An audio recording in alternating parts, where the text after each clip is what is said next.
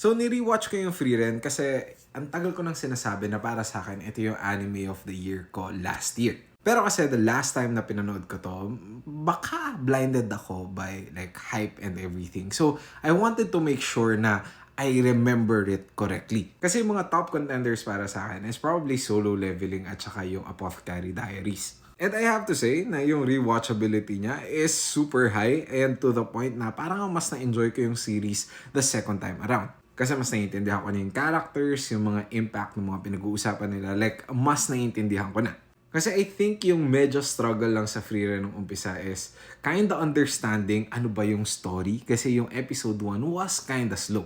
Pero after rewatching it, you realize na, okay, gets ko na kung bakit ganito. Now, let's break down kung ano yung mga magaganda sa kanya. Una na dito is yung story. And I really feel like if you're someone that actually enjoys the story, like kaya mo na to take time to actually understand what the story is about, no denying, I think you would agree na Frieren is just so good. Animation-wise, it's really top tier. May mga fights dito na were animated really well na it could contend with other anime na mas nakafocus sa battle. Ito alam ko na may mga magre-react dito pero I could honestly say na yung Frieren and Fern versus Frieren is actually better than Jinwoo versus Beru in terms of fights. The animation was good, the fight itself was good, the choreography was good, and honestly, yung build up to this fight was also really good. Isa pang sobrang nagustuhan ko sa kanya are the side characters kasi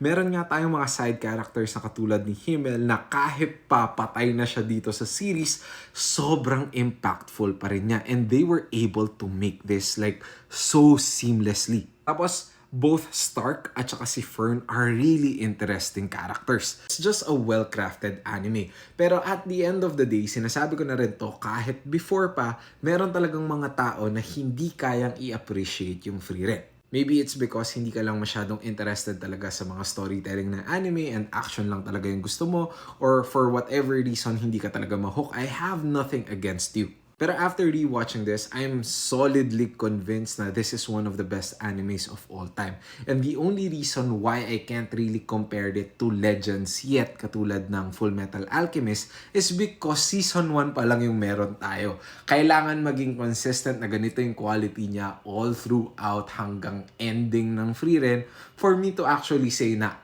yes, maganda siya. Pero so far, so good. Nice.